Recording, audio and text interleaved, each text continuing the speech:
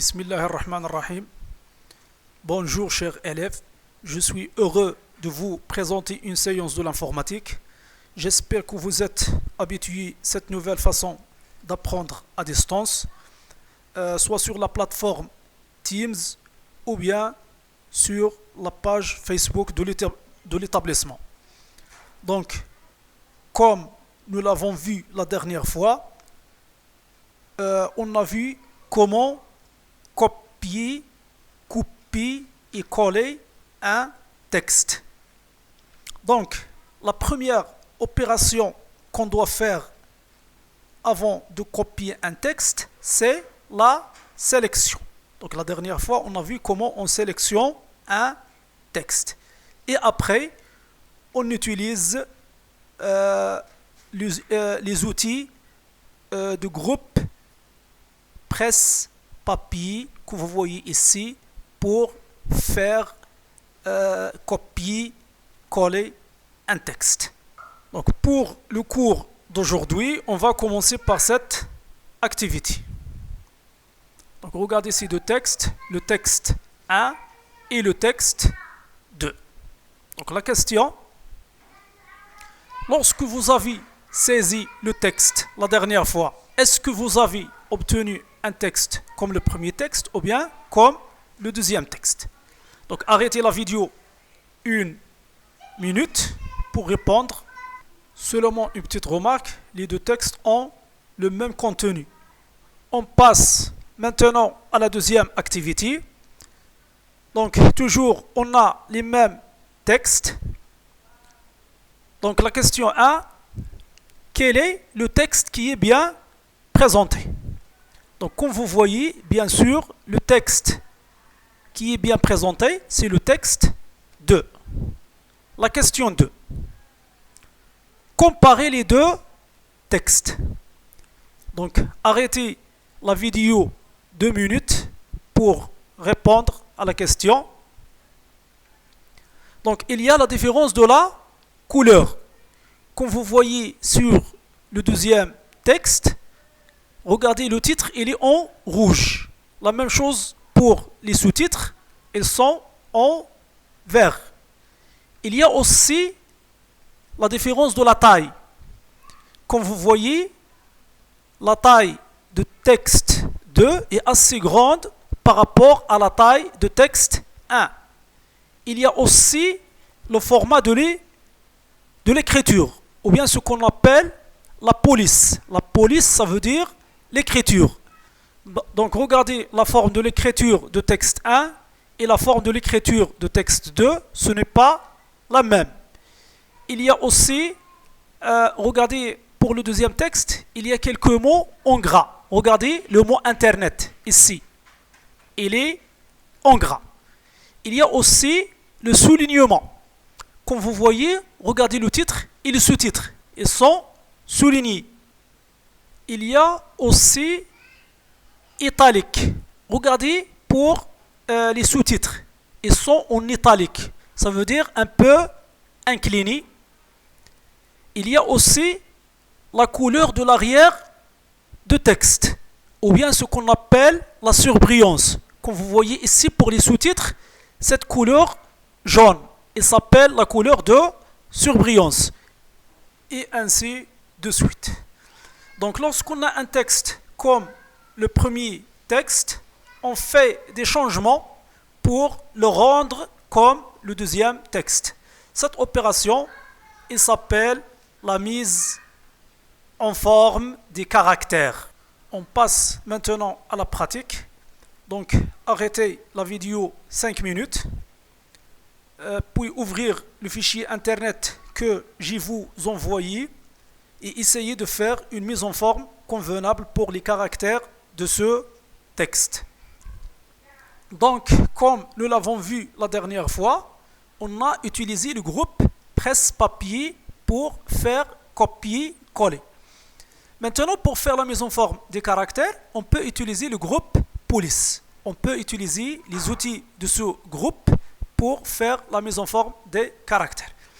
Donc, toujours avant de faire la mise en forme en général, il faut sélectionner le texte. Supposons qu'on veut par exemple mettre en forme le titre. Donc il faut commencer par la sélection de ce texte. Et après, pour changer par exemple la couleur du titre, on peut utiliser cet outil qui s'appelle la couleur de police. Regardez, lorsque je clique sur cet outil, regardez, la couleur du titre, elle est changée. Ou bien, si je veux une autre couleur, je peux cliquer sur cette petite flèche à droite ici et je choisis une autre couleur. Par exemple, je choisis la couleur rouge. La même chose, avec cet outil, on peut changer la taille de police. Donc, je clique sur cette petite flèche et je change la taille de titre. Par exemple, je choisis par exemple 22. Avec cet outil, on peut changer la police. Ça veut dire la forme de l'écriture. Comme vous voyez, avec cette petite flèche, il nous donne une liste où il y a un très grand nombre de polices. Donc, je peux choisir une parmi ces polices. Je choisis par exemple cette police. Pour les sous-titres, par exemple, je sélectionne les sous-titres comme vous voyez. Je peux choisir cet outil qui s'appelle gras. Regardez, lorsque je clique sur cet outil, il permet de mettre les sous-titres en gras. Cet outil, il s'appelle italique. Il permet de mettre les sous-titres en italique, ça veut dire un peu incliné. Cet outil, il s'appelle souligner.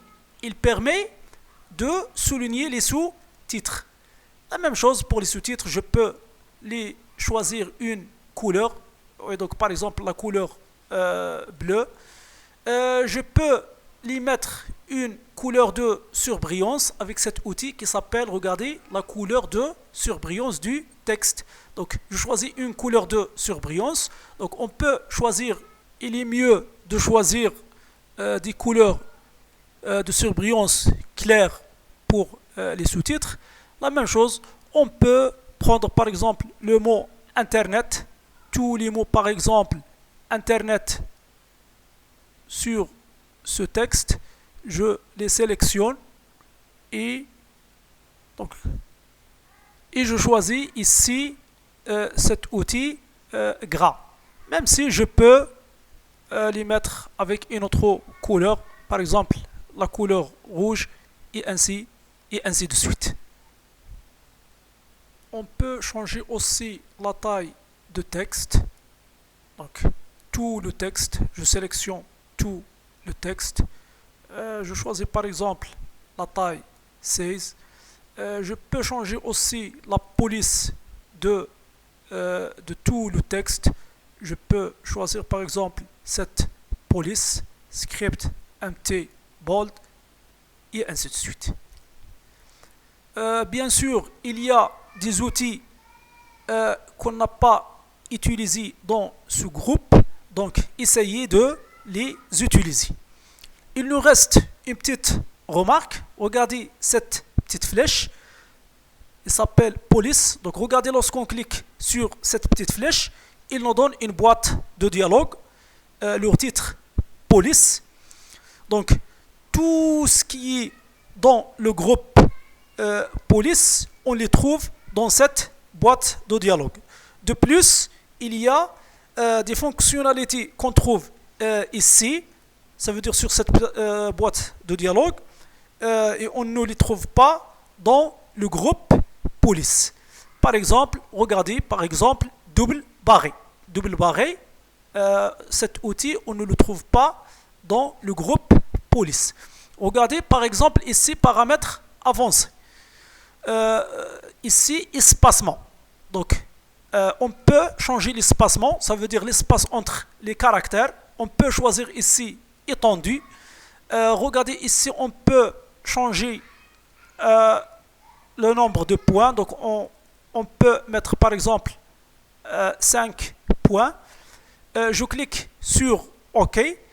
Regardez maintenant l'espace entre les caractères ici augmente. Mais il est mieux de choisir ici normal. Donc il vous reste à mettre une mise en forme convenable à vos textes et de me les envoyer. Et merci pour votre attention.